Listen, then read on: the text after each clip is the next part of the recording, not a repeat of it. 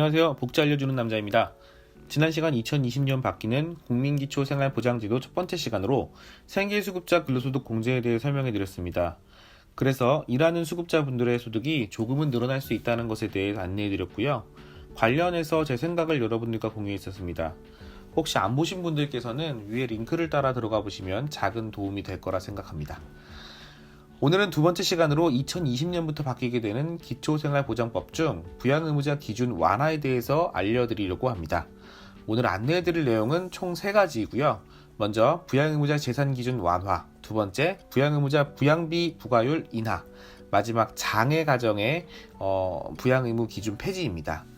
사실 현장에서 수급 자격이 되는 분들이 수급을 못 받는 경우를 많이 만나는데요. 대부분 부양의무자로 인한 경우가 많습니다. 오늘 안내해드리는 바와 같이 부양의무자 제도가 완화되면 수급 지원을 못 받으셨던 많은 분들이 수급을 받을 수 있게 될 거라 생각됩니다. 오늘 다룰 내용을 잘 들어보시고 해당되는 경우에는 내년에 꼭 수급 신청을 다시 해볼 거를 권유해드리겠습니다. 자, 그럼 지금부터 변화되는 부양의무자 제도 3가지에 대해 함께 살펴보도록 하겠습니다. 먼저 부양의무자의 재산에 대한 소득 환산율을 현행 대비 절반 수준으로 인하합니다. 여기서 재산에 대한 소득 환산율이란 부양의무자가 가지고 있는 차량, 부동산, 금융재산 등을 소득으로 환산하는 비율이고요. 이 비율이 국가에서 정한 기준 이하라면 부양 능력이 없는 것으로 간주됩니다. 이러한 소득 환산율이 현재는 4.17%인데 2020년에는 2.08%, 절반 수준으로 낮아지게 됩니다. 즉, 부양의무자인 자식 혹은 부모의 재산으로 인해 생계 또는 의료급여를 받지 못하는 분들이 수급받을 확률이 늘어나게 된다는 것입니다. 혹시라도 이런 경우로 수급을 받지 못하고 계신다면 내년에 꼭 다시 한번 수급 신청을 해드릴 것을 권유해드립니다. 두 번째로 부양의무자의 부양비 부과율의 완화입니다. 현재 아들의 경우는 30%의 부양비 부과율을, 딸인 경우에는 15%의 부양비 부과율을 가지고 있는데요. 2020년부터는 아들과 딸 모두 10%로 부양비가 부과된다고 합니다. 실제로 예를 들어보도록 하겠습니다. 75세의 A라는 어르신께서 할머님과 함께 생계급여 87만원을 받으시는데 별다른 재산 없이 혼자 살고 있는 미혼의 아들 45세의 B씨가 최근 일을 하게 되면서 270만원의 수입이 생기게 되었다고 가정해 보겠습니다. 현재 2019년에는 위 표에서 보시는 바와 같이 부양의무자 가구의 가구 인원별 생계비를 본인의 수입에서 제외하고 남는 금액에 대한 부양비 부과율을 부양비로 보았습니다. 즉, B씨는 270만원 중 1인 가구 생계비인 170만원을 뺀 약 100만원 정도에서 부양비 부과율인 30%를 부양비로 부과해서 30만원이 부양의무자가 부담으로 책정되고, 따라서 A 어르신의 수급비가 30만원 깎여서 57만원 정도만 나오게 됩니다. 설사 아들인 B씨가 부양비를 주지 않는다고 하더라도 정부에서는 57만원만 주게 되어 있습니다.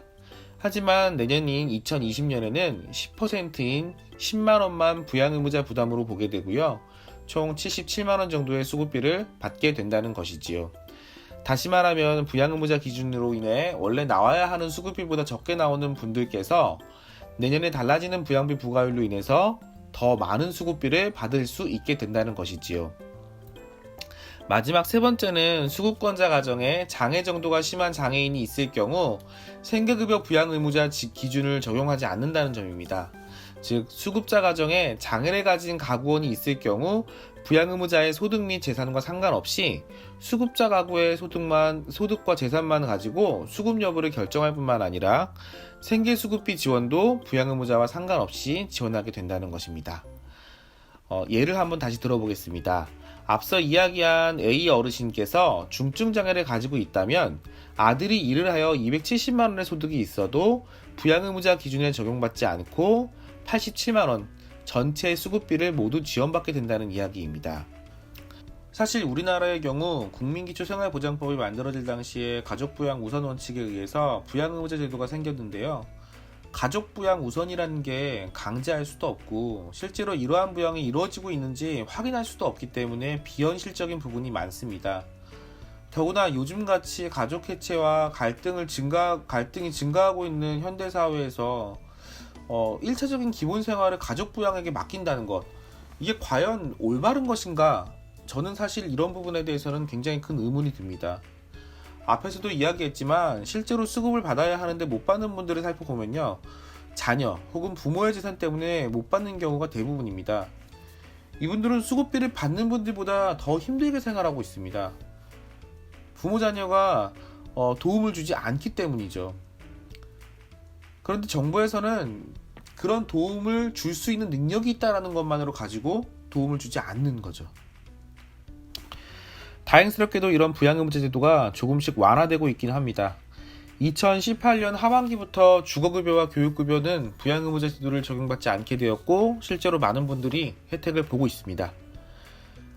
내년에도 제가 앞서 말씀했던 것과 같이 세 가지 항목에서 기준이 완화됩니다.